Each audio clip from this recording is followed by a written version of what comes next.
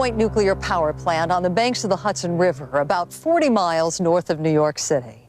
Hi, I'm Paula Zahn. The earthquake and tsunami that crippled the nuclear reactors in Japan have a lot of people wondering if the same thing could happen here at home. Tonight, we'll take you behind the scenes in Fukushima, Japan, for the dramatic and ongoing struggle to bring that plant under control and prevent a nuclear nightmare. At the Fukushima nuclear power plant on the east coast of Japan, American software consultant Chris Hope pours himself a fresh cup of coffee.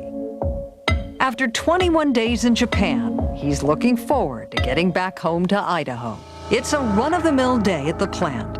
3 of the 6 reactors at the massive complex are shut down for routine maintenance. Units 1, 2, and 3 are operating normally.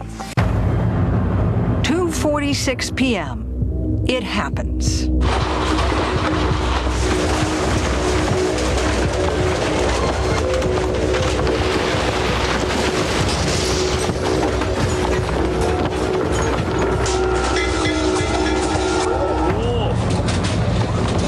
What do you remember when the quake struck at 2:46 p.m.? What did you feel? What did you see? My shock came when I saw my Japanese coworkers, who were pretty bulletproof for these minor quakes. They started diving under desks, and I saw their eyes get real big, and I knew this was not your typical, earthquake. This is the most powerful earthquake to strike Japan in over 1,000 years. It registers an incredible 9.0 on the Richter scale, unleashing enough energy to power all of the United States for a month. All across Japan, gaping cracks open along fault lines. In Tokyo, the earth shudders violently for 5 minutes. Office workers scramble for cover as their skyscrapers sway back and forth. The impact is so enormous, the earth starts to spin faster. For Chris Hope, this will be one of the longest days of his life. But in reality, the earthquake will actually shorten March 11th by 1.8 microseconds. I could feel the sound of the shake in my chest. Dust and debris were coming down, and so I could taste it and was kind of choking on it a little bit. The lights went out. Time seems to slow down for you, and you kind of think, am I going to die here? What happens if this building falls on me? Am I in the best location? And I remember yelling something like, I'm out of here, or let's get out of here. And we ran into the hallway, and of course it's pitch black. The lights are out. What could you observe from where you were standing about what was going on at the rest of the plant? I saw the outside of the reactor building, and I saw a big crack open up in that. I could hear what sounded like explosions.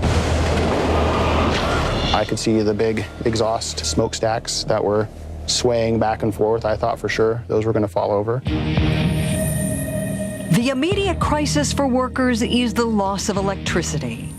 But engineers designed the plant to withstand destructive quakes, planned for the loss of power. The 3 reactors in operation automatically go into scram mode, emergency shutdown. Control rods stop the nuclear chain reaction by sliding between the fuel rods. When the earthquake happened, the panels light up, sirens are going, alarms are beeping everywhere. To a layman, that would scare the devil out of you. Lake Barrett knows what it's like inside a nuclear power plant during a crisis.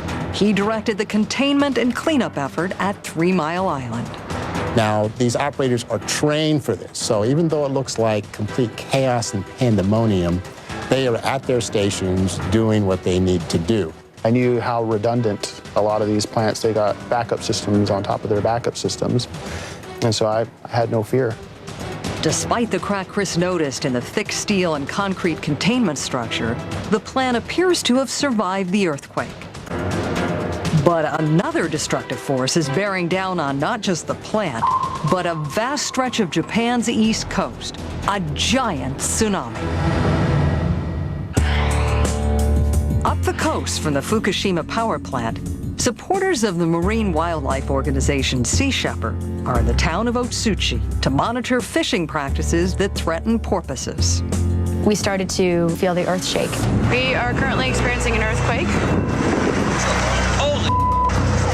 It was hard to stand up straight. In a lot of my video, I'm trying to show cars rocking back and forth, but I'm also rocking back and forth. My first instinct wasn't to think that there was a tsunami coming. But team leader Scott West knows his group is in a terribly vulnerable spot if a tsunami does hit. You know what? I think we get out of the center harbor. Yeah. Scott started shouting, you know, this could be a tsunami, we need to get out of here. It was just kind of mayhem at that point because people were panicking. I was about halfway through our drive to the hill, the tsunami sirens went off. You hear the sirens?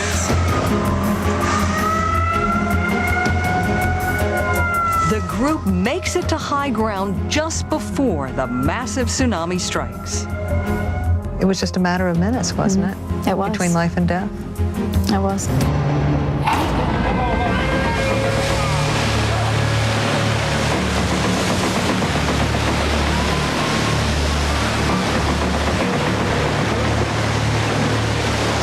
The tsunami hits hundreds of miles of coastline with incredible fury.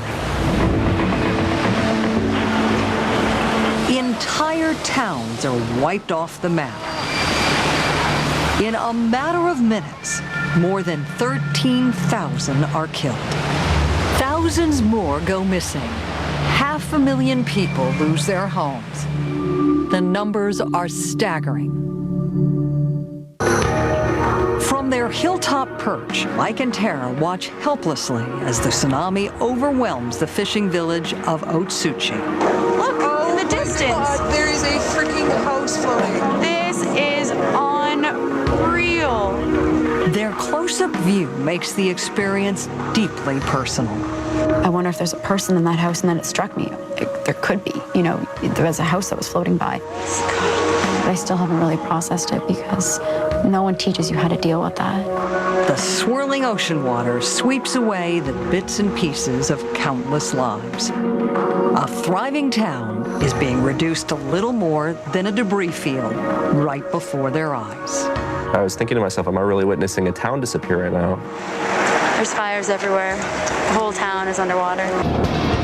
The tsunami is an unstoppable force and is now closing in on the Fukushima nuclear power plant and Chris Hope. I could hear over the loudspeaker that there was a tsunami warning, a large one. And I looked over and saw the look on these people, terrified. Chris joins roughly 750 workers who flee the plant for higher ground, leaving only essential workers behind. They have no idea of the size of the tsunami to come. What happened once the tsunami hit? It was much larger than it was anticipated. The design basis that the engineers built the plant to could have withstood a wave 3 houses high. But the actual wave that hit them was 4 houses high and flooded many of the areas where emergency equipment is located. The 750 workers who fled the plant are now safely on high ground. They are the lucky ones. A few are unaccounted for. And they started taking roll call. And I remember looking over, and one of my coworkers was trying to write our names, and his hand was shaking so badly that he couldn't do it and actually pass it off to another guy. A huge wall of water swamps the emergency diesel generators and renders them useless. Seawater is flooding electrical systems. These before and after satellite images show the extent of the damage. The ability to manage the crisis is now in serious jeopardy. Once the tsunami took out all the diesel generators and they got an understanding of how immense this natural phenomenon was, I'm sure their adrenaline levels went up a lot. The crisis in the control room becomes more urgent as many control panels are knocked out and telephone service to the outside world is lost. The Fukushima plant, one of the world's largest nuclear power stations, with the capacity to provide electricity to more than 1 million homes, is now running on batteries. They know all the red lights come on for all the diesel generators. All the red lights never come on for all the diesel generators. And they knew the battery power lasts only so long. The batteries are the last line of defense. They are powering the pumps that circulate cool water. Even though the reactors have been shut down, the rods are still at a dangerously high 500 degrees Fahrenheit. If the cooling system shuts down, the rods could overheat and melt down. At 4:36 p.m., control room operators receive terrible news. The cooling system in Unit 1 stops working. The situation is escalating. The government orders an evacuation of people within a 2-mile radius of the plant. Everyone within 6 miles is urged to stay inside. The eyes of the nation and the world are now on the select few inside the plant. It will be up to them to avert a full meltdown and a nuclear nightmare.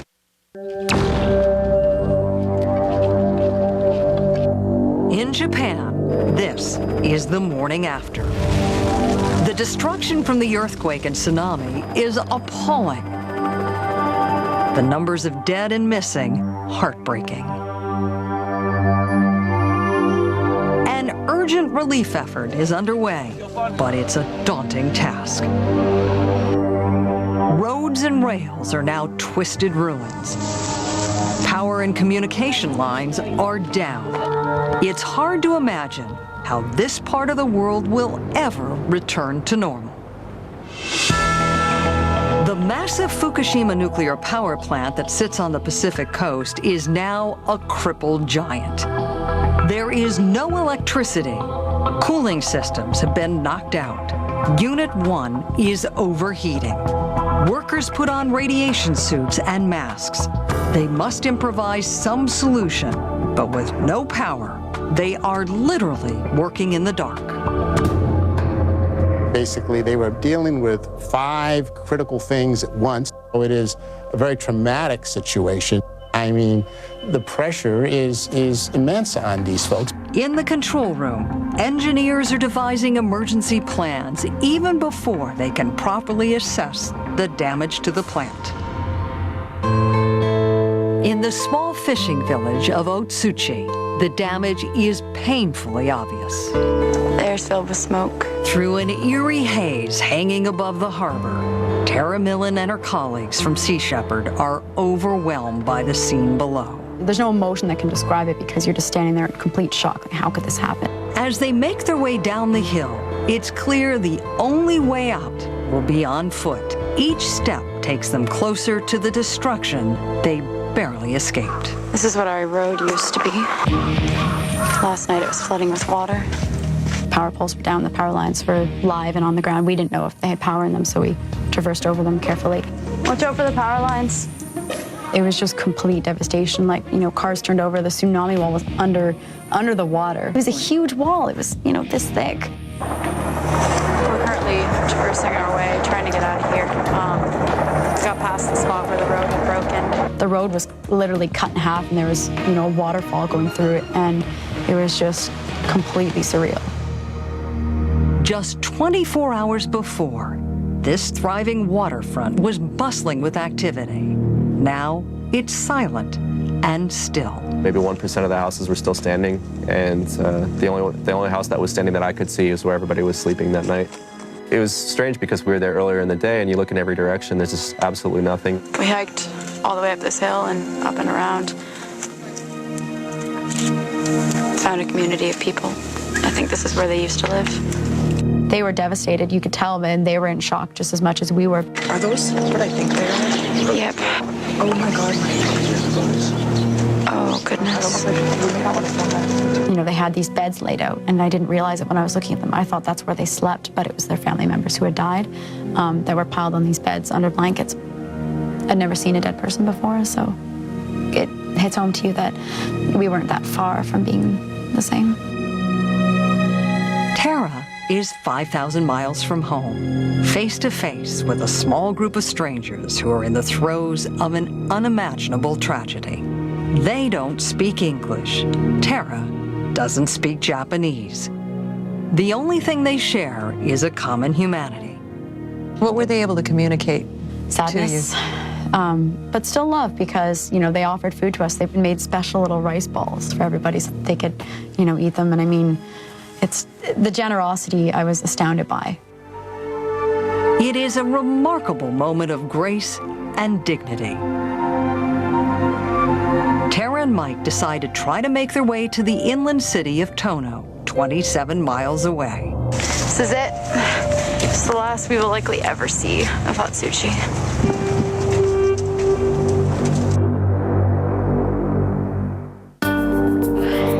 The heartbreak is not limited to Otsuchi. Inside the Fukushima plant, many workers don't know if their families have survived or if their homes are even still standing. It's a horrible burden for those trying to avert a nuclear disaster. The challenge of the task and the spirit of the workers is captured by plant employee Michiko Otsuki. She writes, "We carried on working to restore the reactors with the realization that this could be certain death. There are many who haven't gotten in touch with their family members." At Fukushima, the situation inside the plant is deteriorating. The incident is elevated to a level 4 accident. The workers are most concerned about Unit 1, where cooling systems are out and fuel rods are overheating. You could have severe core damage and a much larger accident. Conditions inside the 65-foot-tall steel reactor vessel are unstable. Even though the plant isn't operational, fuel is still releasing huge amounts of heat. Normally, fresh water circulates through the vessel to prevent overheating. But without power, the water is heating up, evaporating, and turning to steam. As the water level drops, the rods that encase uranium fuel pellets become exposed. The temperature reaches 2,200 degrees, triggering a chemical reaction in the superheated water. Hydrogen gas is created. The pressure inside the reactor keeps growing. That chemical reaction is exothermic, which means it adds heat to an already bad situation. The operators are worried about a full meltdown that could lead to a catastrophic release of highly radioactive material into the environment. To reduce the pressure, they try to vent the steam and hydrogen out of the reactor. The procedure books weren't helping that much anymore. So now they're trying to use their judgment to best manage a rapidly degrading, dangerous situation. Somehow, the incredibly volatile hydrogen gas is collecting in the outer building. 3:36 p.m. A massive blast rips through Unit 1. A huge cloud of metal, concrete, and possibly radioactive particles is blown into the sky. The accident is suddenly looking like a full-blown nuclear disaster.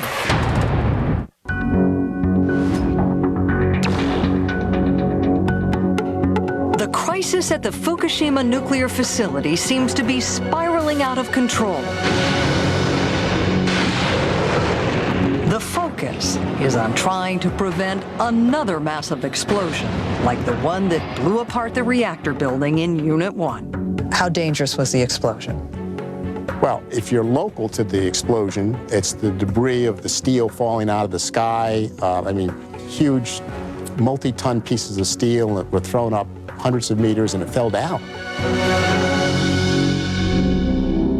Officials from the Japanese utility company TEPCO tell the world that the radiation release from the explosion is modest. But the charred remains of Unit 1 raise fears that the situation is worse than it seems. A full meltdown is a real possibility. To avoid this ultimate nuclear nightmare, and without any fresh water available, engineers make a desperate call. Seawater will be used to cool the reactors. Because there's no power, they bring in fire trucks and will use their pumps to get water into the reactor vessel. When engineers have to bring a fire truck into a nuclear reactor to cool it down, that is not a good day. The injection of seawater is basically game over. Game over, because the salt water will damage critical systems, rendering the plant useless. Somebody may have told the boss, I'm going to ruin a $5 billion plant here, okay? Because it causes severe corrosion, right? Right. So units 1 through 4 will never run again.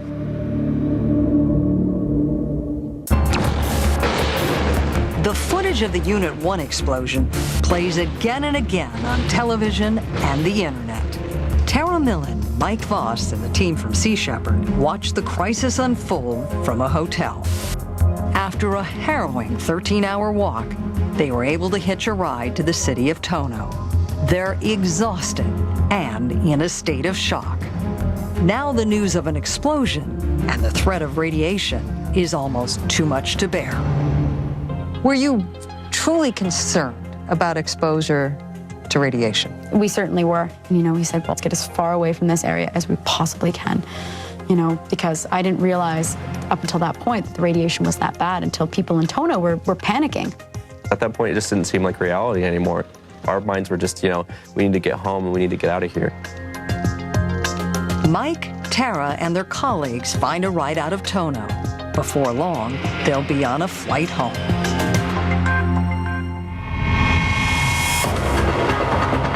At Fukushima, the crisis is developing on multiple fronts. The cooling pump in Unit 3 fails. The water level inside that reactor is dropping, and the pressure is rising.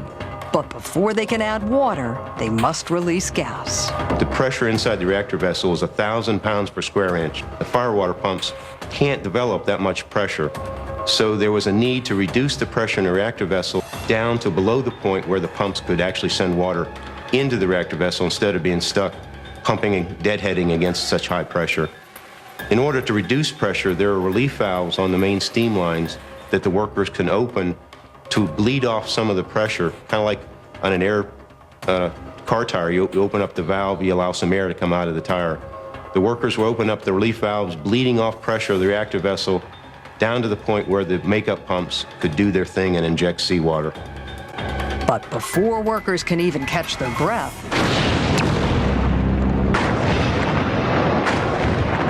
a hydrogen explosion blows out the top of Unit 3. 11 workers are injured. The Fukushima plant is beginning to resemble a war zone. You could see it evident in television, in all the news conferences, in the voices of the officials, and felt like the worst was yet to come. Ken Belson is covering the story for the New York Times in Tokyo, where powerful aftershocks show no signs of letting up. There were 3, 4, 5 a day. Some of them quite large. When you're sitting in your chair, you can't tell whether you've just sort of rolled the wheels on the chair or another earthquake's about to come. And that gets a little disconcerting. Back at the plant, engineers devise a new plan to vent pressure from Unit 2.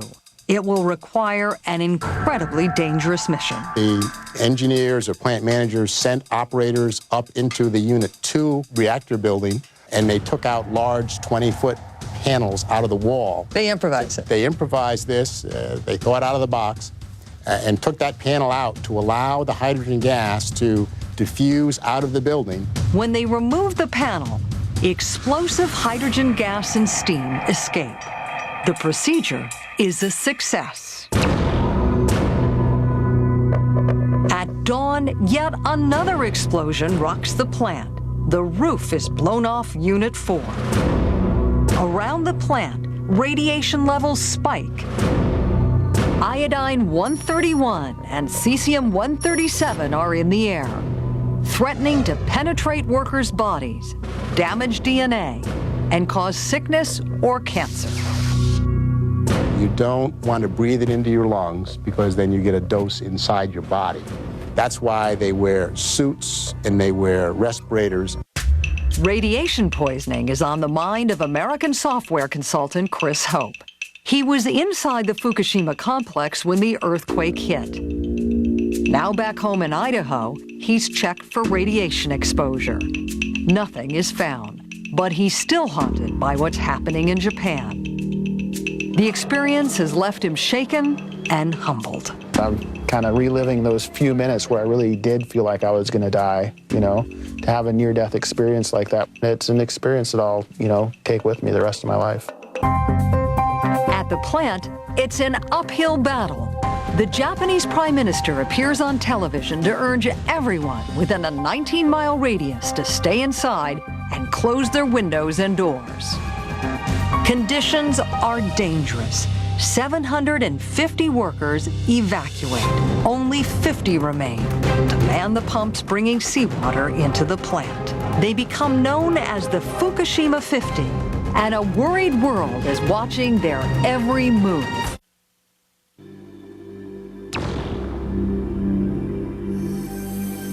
The Fukushima nuclear power plant, once a marvel of modern technology, now looks like a war zone. Only the Fukushima 50 remain inside.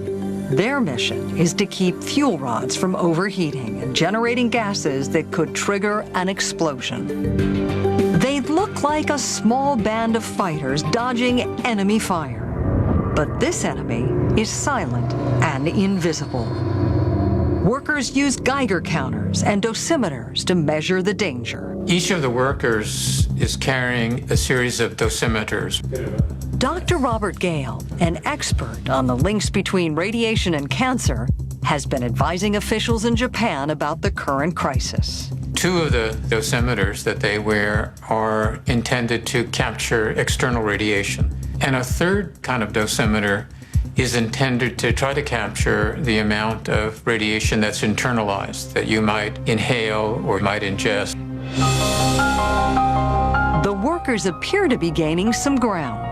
The pressure in Reactor 2 drops. By 6:15 a.m., a fire in Unit 4 is no longer visible. But the morning ends with a sudden, massive spike in radiation. The levels are so high, workers hastily retreat. But as soon as the levels drop, they regroup and return to the plant. Their selfless dedication raises a profound question, one that Ron Fountain can answer from personal experience. As a worker at 3 Mile Island, he stayed at his post as that crisis worsened. People can question, well, why would somebody risk their life to do it? But who else? They know every inch of their plant, how the systems work. They know exactly what to do and how to go about it. There are actually hundreds of workers on hand at Fukushima. But because the job is considered so dangerous, only small groups are allowed inside at a time.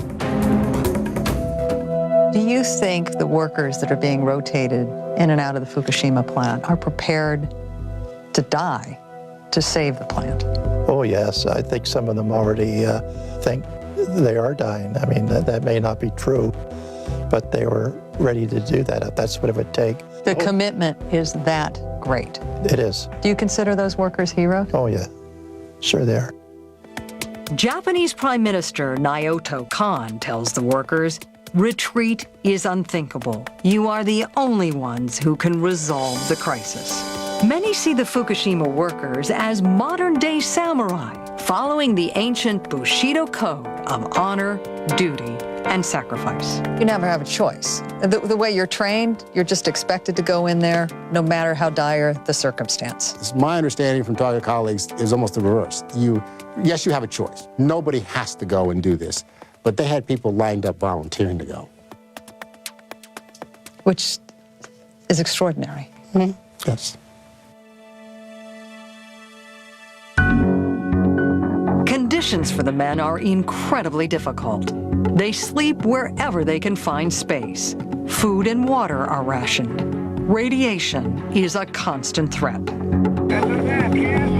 Finally, after almost a week, reinforcements arrive. Members of Japan's self-defense force, as well as policemen and firemen. Fan out with fire trucks and riot control water cannons. The threat from the spent fuel pools remains. The pools are housed inside the reactor buildings, but massive explosions have destroyed that layer of protection. 3 pools are now exposed to the elements and could release radioactivity directly into the atmosphere.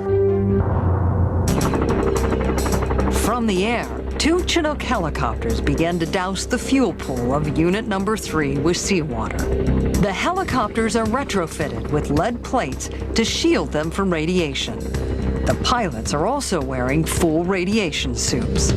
Sweeping in at high speeds to minimize exposure, the pilots drop their payload of 2,000 gallons of water.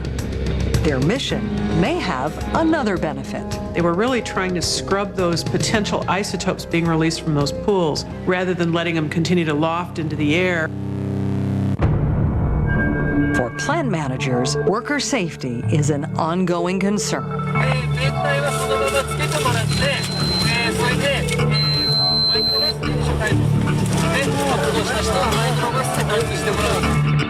As helicopters bombard the plant from above, electricians are sent deep into the basement of Unit 2.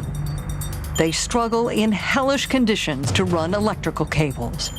Returning power is critical to stabilizing the plant, but there are radioactive hotspots everywhere.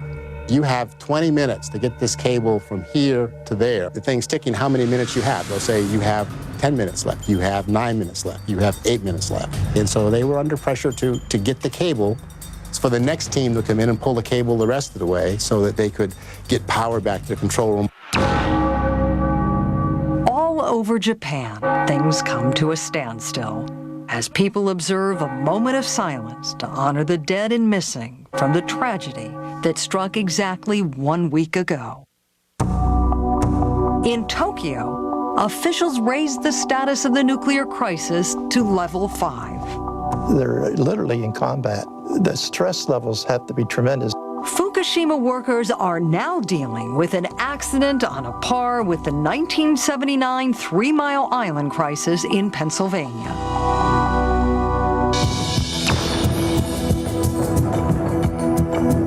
Power is finally restored. The plant at Fukushima has outside electricity for the first time since the earthquake. But in Tokyo, fear is growing. Is the water safe to drink?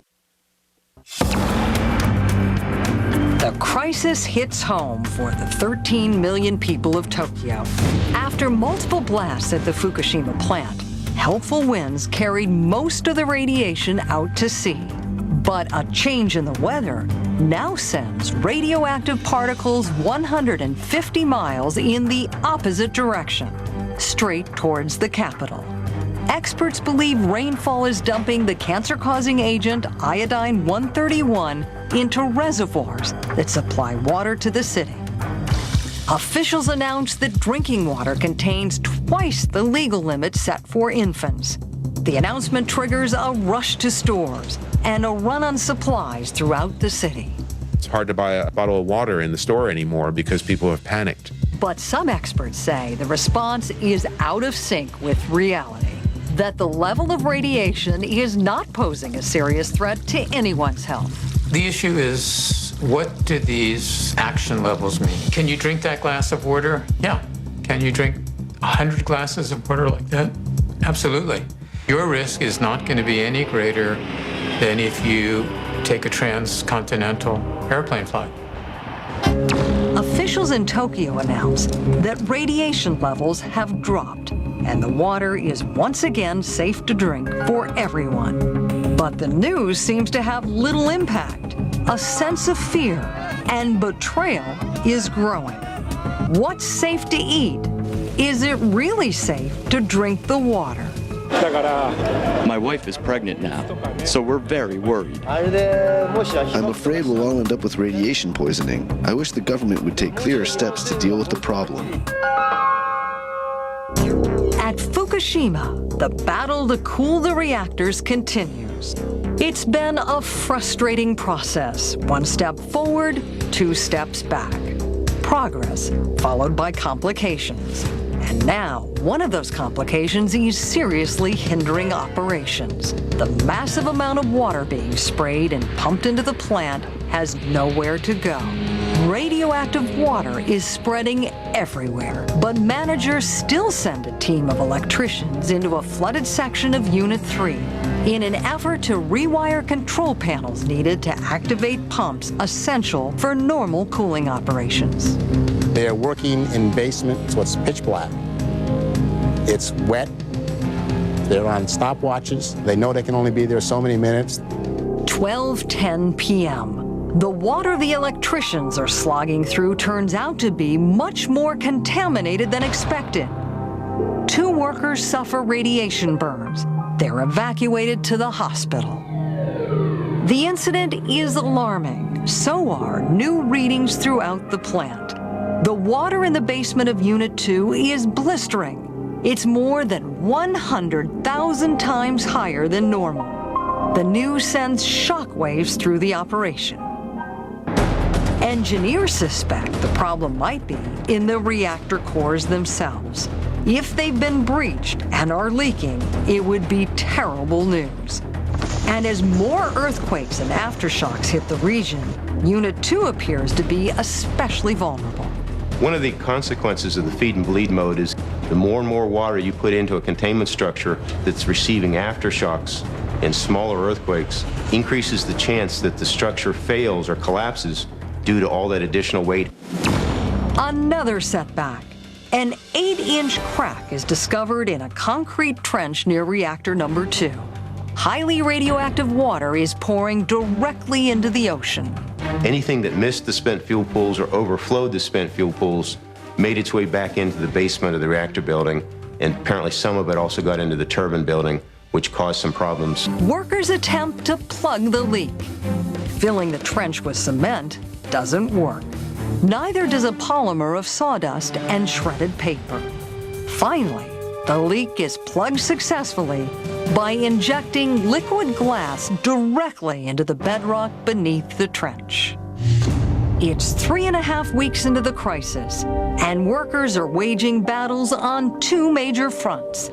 They're pumping water into the spent fuel pools and trying to figure out what to do with the radioactive water that's flooding the plant and crippling efforts to reconnect the cooling system. A decision is made to pump more than 11,000 tons of radioactive water directly into the sea. Despite reassurances from TEPCO officials, the maneuver is one more blow to an already nervous public. More than 200,000 have already been displaced. Now there are calls to expand the evacuation zone beyond 19 miles. People are beginning to wonder if things will ever return to normal at Fukushima. For the crews at Fukushima, the work has been grueling. But now, after a full month of hand-to-hand combat, reinforcements arrive that will help the containment effort and the exhausted workers. It is heavy equipment, bulldozers, trucks, shovels. But these are remotely operated vehicles, unmanned robots that can be controlled from a safe distance. They're using robotics or remote-controlled vehicles to push some of the debris out of the way that's very radioactive, that's near the buildings where it's blocking their access to key functions. The debris is a humbling legacy for what had been one of Japan's most important power plants. The high-tech robotic operation is not limited to the ground. At 3:59 in the afternoon, an unmanned drone takes flight. Without having to worry about a pilot's exposure to radiation, the drone can hover over the site for extended periods, collecting critical data and capturing images of the reactor. The assessment from officials in Tokyo is sobering. They acknowledge what many have feared all along. There has been a widespread release of radioactive material, extending far beyond the borders of Japan.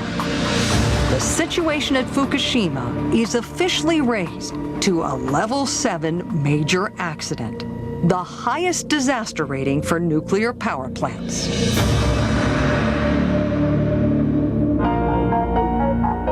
Despite suspicions of partial meltdowns in the 3 reactors that were operating when the disaster struck, pressure in those cores now seems under control.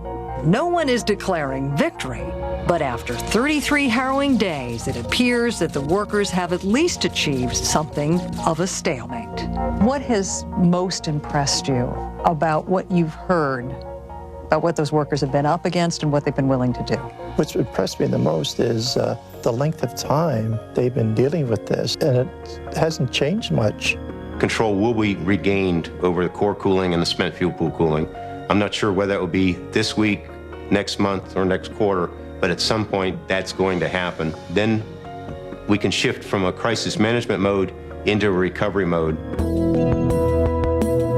It's been 25 years since the Chernobyl accident, and there is still a 1,600 square mile exclusion zone surrounding that plant. What will the recovery look like in Fukushima? Will fishermen ever return to reap the bounty of the sea? How long will farmland be abandoned? What will the disaster mean for people whose way of life has been tied to this land for generations? They've probably, in many cases, lived in those towns and in those prefectures in their entire life. To be resettled in suburban Tokyo or Osaka or somewhere else must be incredibly disruptive and sad. Even though it sits in an earthquake zone right on the ocean, the Fukushima plant was not built in defiance of Mother Nature. Designers were confident the plant would withstand earthquakes and tsunamis. Many nuclear plants in the United States are also located near earthquake fault lines or along the coast. 23 American plants use the same containment system that failed at Fukushima. Are American nuclear plants vulnerable?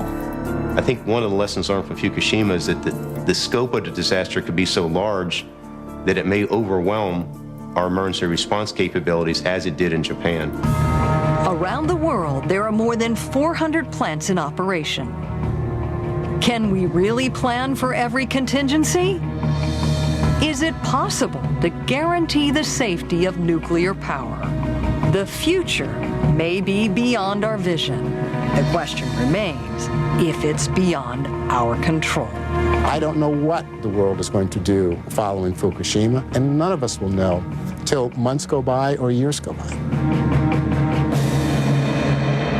No one knows when the crisis inside the plant will end, nor what the tragedy will mean for the future of the people who call Fukushima home.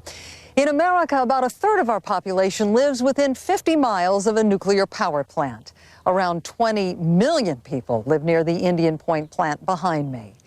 In the wake of the accident in Japan, the Nuclear Regulatory Commission was ordered to look at every plant in the U.S. to see how safe they would be in an earthquake or other disaster. I'm Paula Zahn. Thanks for joining us.